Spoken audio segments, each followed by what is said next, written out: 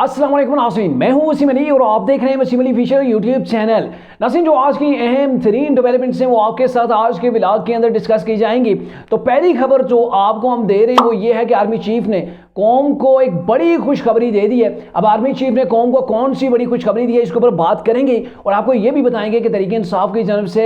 एक मज़मूम, इंतहाई गंदा, इंतहाई घटिया किस्म का, इंतहाई गलीज किस्म का प्रोपेगेंडा किया जा रहा है पाक फौज के शहीद जवानों के खिलाफ। अब ये कौन से लोग हैं जो अपने ही शहीदों के खिलाफ इस कदर गिर गए, इस कदर घटिया और गलीज किस्म का प्रोपेगेंडा कर रहे हैं, इसके बारे से जो हमारे पास तफसीलात हैं वो आपके साथ शेयर करेंगे। और जो तीसरी खबर है कि पेशावर हाई कोर्ट ने शानदाना गुलजार के मामले के अंदर एक बड़ा कारनामा सर अंजाम दे दिया। ये खबरें अभी चल रही हैं, क्या कुछ अपडेट्स हैं आज के व्लॉग के अंदर आपके साथ डिस्कस करते हैं। लेकिन आगे बढ़ने से पहले आपसे एक ही गुजारिश होगी कि अगर आपने अभी तक हमारे चैनल को सब्सक्राइब नहीं किया तो काइंडली अभी हमारे चैनल को सब्सक्राइब कर लें, बेल आइकन को प्रेस करना मत भूलिएगा। तो नाज़रीन, पहले बात कर लेते हैं कि आर्मी चीफ ने पाकिस्तानी कौम को कौन सी बड़ी खुशखबरी दी है। तो आपको ये बताएं कि आज से 3 रोज कबल पाकिस्तान के अंदर एक दहशत गर्दों का हमला होता है जिसके नतीजे के अंदर पाक फौज के 4 जो है वो अफसर और 2 जवान जो है वो शहीद हो जाते हैं। यानी कि लेफ्टिनेंट लेवल के लोग जो है वो इसके अंदर शहीद होते हैं हमारे। और ये जो शहीद होते हैं इनके मास्टरमाइंड, जिन लोगों ने पाकिस्तान के अंदर दहशतगर्दी की, इनके मास्टरमाइंड अफगानिस्तान के अंदर बैठे हुए थे। ये कोई पहली बार नहीं है, ये हर हफ्ते 10 रोज बाद पाकिस्तान की मिलिट्री फोर्सेस के ऊपर ऐसे ही अफगानिस्तान की सरजमीन इस्तेमाल होती है और वहां से अटैक होता है पाकिस्तान के अंदर, जिसकी वजह से पाकिस्तान के फौजी जवान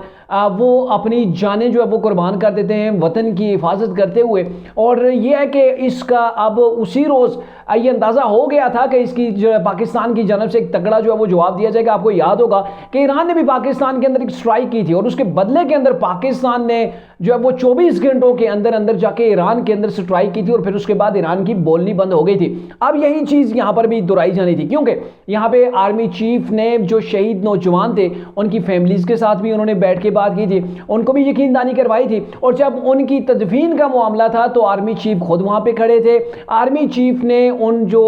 ताबूत थे उनको, जो शहीदों के ताबूत थे, उनको कंधा भी दिया। सदर पाकिस्तान आसिफ अली जरदारी भी वहाँ पे मौजूद थे। तो उसी वक्त ये अज़म का इज़हार किया गया था कि हमने इसका बदला लेना है। और रात गए पाकिस्तानी फोर्सेस ने, पाकिस्तान की एयरफोर्स ने जाके अफगानिस्तान के अंदर घुसकर अफगानिस्तान के अंदर जो दहशतगर्द वहाँ पे मास्टरमाइंड मौजूद थे उनको निशाना बनाया। और निशाना जो बनाया वहाँ पे 7 दहशतगर्दों के हवाले से ये कहा जा रहा है कि उनको वहाँ पे जो वो वासिल जहन्नम किया गया। अब इसके ऊपर अफगानिस्तान एक अपना मौक़िफ़ रखता है कि यहाँ पे कोई दहशतगर्द नहीं थे, यहाँ पे औरतें और बच्चों की वो तस्वीरें दिखा रहे हैं कि यहाँ पे बच्चों को जो है वो मारा गया है, यहाँ पे उनको जो है वो शहीद किया गया है। बहरकैफ आपको शॉर्टली यही बताएं कि पाकिस्तान के अंदर बार बार ऐसी कार्रवाइयाँ हुई हैं। पाकिस्तान ने कई बार अफगानिस्तान को बाकायदा सबूत दिखाए हैं, अफगानिस्तान को कहा है कि ये लोग, उनकी लिस्टें भी प्रोवाइड की गई हैं, ये पाकिस्तान की आपकी सरजमीन इस्तेमाल करते हुए पाकिस्तान के अंदर मुदाखलत करते हैं, पाकिस्तान के अंदर आके ये दहशतगर्दाना और कमीनी किस्म की यहाँ पे वो हरकतें करते हैं, यहाँ पे वो कार्रवाइयाँ कर रहे हैं। तो आप इनको ठिकाने लगाएंगे, अगर आप इनको ठिकाने नहीं लगाएंगे तो पाकिस्तान अपने जो है वो बार बार कुर्बानियां नहीं देगा बल्कि वो स्ट्राइक करेगा और अफगानिस्तान के अंदर घुसकर इनको मारेगा। और पाकिस्तान ने सेम वही किया, अफगानिस्तान के अंदर घुसा पाकिस्तान और घुसकर उन दहशतगर्दों को जो है वो वासिल जहन्नम किया। लेकिन यहाँ पे ये तो पाकिस्तान की फौज ने वो कारनामा दिया कि हमारी जो वतन की मिट्टी को टच करेगा, जो हमारे वतन के सपूतों को शहीद करेगा, हम उनको गिन गिन के उनसे हिसाब लेंगे और हिसाब भी ऐसा लेंगे कि वो क़यामत जो है वो याद रखेंगे। लेकिन यहाँ पे पाकिस्तान के अंदर के जो मसाइल हैं वो बड़े अफसोसनाक हैं। वो ये हैं कि ये जवान हमारे शहीद होते हैं पाकिस्तान की हिफाजत करते हुए, ये बॉर्डर्स के ऊपर खड़े होते हैं और फिर क्या है कि तहरीक इंसाफ के ट्रोलर्स हैं जो पाक फौज के खिलाफ इंतहाई घटिया मुहिम चलाते हैं। अब मुहिम किस लेवल की है? आर्मी चीफ के कंधों के ऊपर वो शहीद नौजवान की बॉडी होती है, साथ में आसिफ अली जरदारी दूसरी तरफ खड़े होते हैं और उसके ऊपर भी कैप्शन लगा के तहरीक इंसाफ के लोग इंतहाई जलील किस्म की हरकत करते हुए कुछ ऐसा कैप्शन देते हैं, ऐसे अल्फाज लिखते हैं कि मैं यहाँ पे बयान ही नहीं कर सकता, यहाँ पे वो बयान करने के काबिल ही नहीं है। इसके अलावा मैं आपको बताऊं कि मैंने खुद वो कमेंट्स देखे हैं, DGISPR के आप ट्विटर का ऑफिशियल पेज देख लें, उसके नीचे जाके कमेंट्स देखें कि तहरीक इंसाफ क्या कर रही है। और तहरीक इंसाफ के इस अमल की वजह से पाक फौज के अंदर बड़े लेवल के ऊपर बड़ा गम और गुस्सा भी पाया जाता है।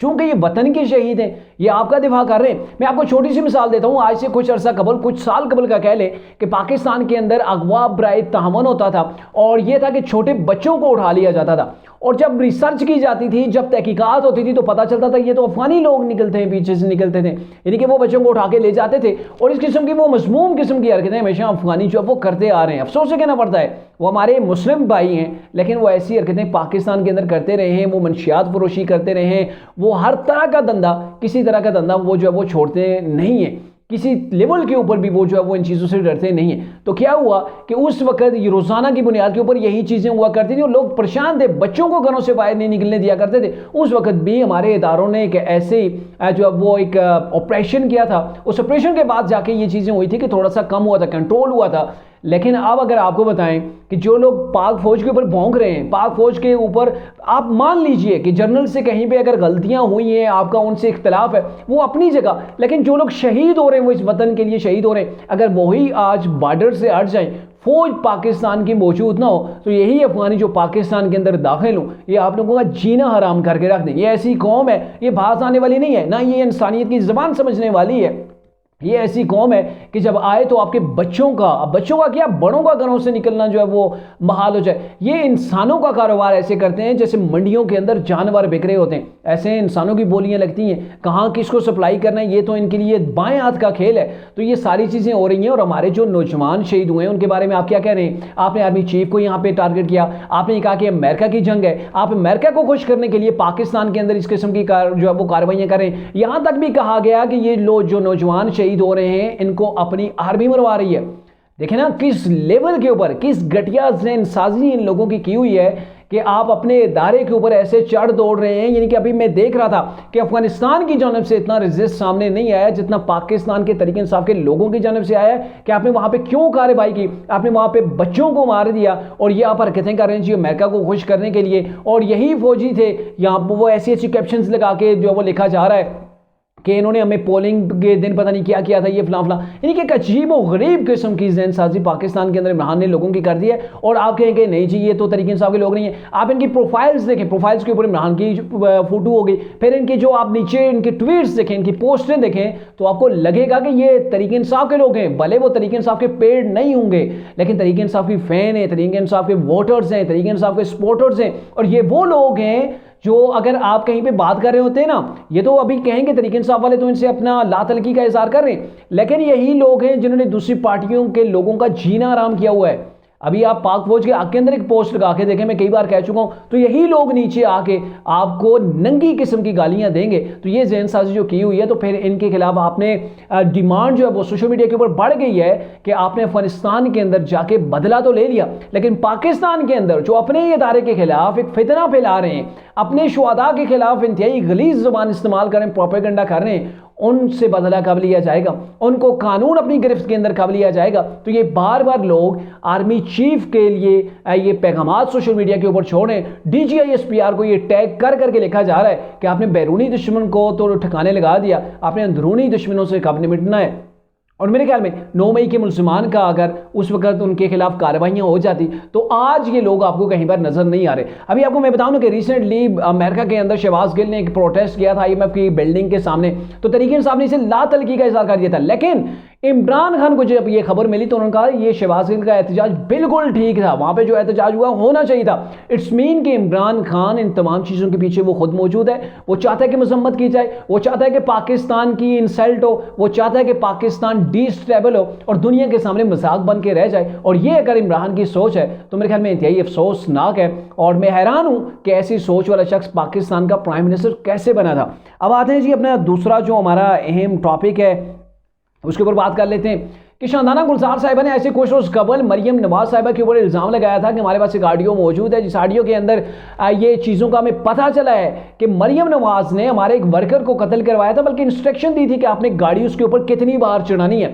ये ज़िले शाह की मैं बात कर रहा हूँ, जिसको लाहौर के अंदर तरीके इंसाफ की उस वक्त जो रिपोर्ट सामने आई थी कि तरीके इंसाफ के MPA की गाड़ी की टक्कर से वो फौत हो गया था, बाद में उसको हॉस्पिटल लाया गया था, लेकिन वो वहाँ पे जो वो पहले ही उसकी डेथ हो गई थी। तो उसके हवाले से ज़ाहिर आप एक सीएम के ऊपर इल्ज़ाम लगा रही हैं, तो ज़ाहिर है उसकी भी ज़िंदगी को खतरा हो गया। तो उन्होंने एफआईए के अंदर दरख्वास्त दी थी, और दरख्वास्त दी थी तो उसके बाद एफआईए ने शानदाना गुलजार जो कि तहरीक इंसाफ की रहनुमा है मैंने उनको तलब कर लिया था कि आप ये ऑडियो ज़रा लेके आए ना। लेकिन क्या हुआ कि शानदाना गुलजार साहिबा एफआईए के अंदर पेश होने के बजाय ये खबरें आ रही हैं, यानी कि मैं टीवी के ऊपर नहीं देखी हैं, लेकिन ये बातें हो रही हैं कि वो पेशावर हाई कोर्ट के अंदर चली गई, और पेशावर हाई कोर्ट के अंदर जाके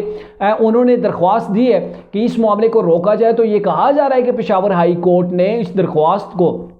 एफआईए ने जो नोटिस उनको जारी किया था उसको मुअत्तल करके रख दिया। बड़ी हैरानकुन चीज़ है कि शानदाना गुलजार साहिबा के खिलाफ जो एफआईआर या फिर उनके खिलाफ दरख्वास्त जो होती है वो पंजाब के अंदर होती है, लाहौर के अंदर हो रही है, और बजाय इसके कि शानदाना गुलजार साहिबा लाहौर की हाई कोर्ट से रुजू कर दी, इस्लामाबाद हाई कोर्ट से रुजू कर दी। और वैसे भी मैं आपको बताऊं कि ये जो एफआईए है ये फेडरल जो है वो इदारा है, और फेडरल इदारे को आप जाके केबीके के अंदर जाके चैलेंज कर रहे हैं कि उसने जो हमें नोटिस भेजा उसको मुअत्तल करवा दिया जाए। तो ये कहा जा रहा है कि पेशावर हाई कोर्ट ने उस नोटिस को मुअत्तल कर दिया है। और बड़ी हैरानकुन ये चीज़ हो रही है कि इतनी सहूलतकारी कैसे कोई किसी की कर सकता है कि भाई अगर कोर्ट को भी देखना चाहिए कि आपने किसी की ज़िंदगी को खतरे के अंदर डाल दिया है, एक सीएम है, और सीएम के ऊपर आप इतना संगीन इल्ज़ाम लगाते हैं, ज़रा लाइन वो एविडेंस हमें भी दिखाएं कि आपके पास जो एविडेंस है फिर देखा जाए। फिर मरियम नवाज से हम भी पूछें कि आप लोगों को क्यों कत्ल करवाती फिर रही है। ऐसा शख्स जो किसी को कत्ल करवा रहा है वो सीएम कैसे बन सकता है, या कैसे उसे बनना चाहिए। तो आपको कम से कम इतना होना चाहिए था कि आपने इल्ज़ाम लगाया, आप ज़रा सा कंट्रोल करें और जाके प्रूफ जो आपके पास था आप बजाय इसके ऊपर स्टे लेने के आप पेशावर हाई कोर्ट से ले रहे हैं। पता नहीं कैसी मंतक है कि पेशावर हाई कोर्ट कैसे एक फेडरल का ये केस है, फेडरल इदारे का है, और उसके ऊपर जिसको चैलेंज करना था तो इस्लामाबाद हाई कोर्ट के अंदर करते, लाहौर हाई कोर्ट के अंदर, लेकिन नहीं, इन्होंने पेशावर के अंदर जाके इसको चैलेंज किया, और वहां से कहा जा रहा है कि ये जो है नोटिस को मुअत्तल कर दिया गया। अगर ये नोटिस जो वाकई में मुअत्तल हो चुका है तो ये बड़ी सरप्राइजिंग चीज़ होगी, और इस नोटिस की क्या फिर वैल्यू होगी जो मुअत्तल इन्होंने किया है, इसके ऊपर जो है वो एक सवालिया निशान पैदा होगा। और मरियम नवाज साहिबा क्या ऐसे पीछे हट जाएंगी जिनके ऊपर कत्ल का इल्ज़ाम लगा है? किसी आम से बंदे के ऊपर भी कत्ल का इल्ज़ाम लगे तो वो तो लर्ज जाएगा, फिर तो वो कानूनी चाराजोई करेगा कि नहीं भाई सबूत मुझे दें कि मैंने किसको कब कत्ल किया, कैसे कत्ल करवाया। और वैसे भी आपको बताएं कि ये शरीफ फैमिली के अंदर ये चीज़ नहीं है। शरीफ फैमिली का जो एक घर का माहौल है, जो उनका ख़ानदानी रस्म व रवाज है, उस चीज़ के अंदर हरीफों को ऐसे कत्ल करवाना नहीं है। कत्ल भी किसी करवाते, किसी वर्कर को कत्ल करवा के आपको क्या मिलेगा? आपके भी तो लाखों करोड़ों के अंदर आपके भी वर्कर्स हैं। तो ये चीज़ें किसी के ऊपर इल्ज़ाम लगा देना ये तरीके से आपका पुराना वतीरा है, और जब आपसे एविडेंस मांगे जाते हैं तो आप दौड़ लगा देते हैं पेशावर हाई कोर्ट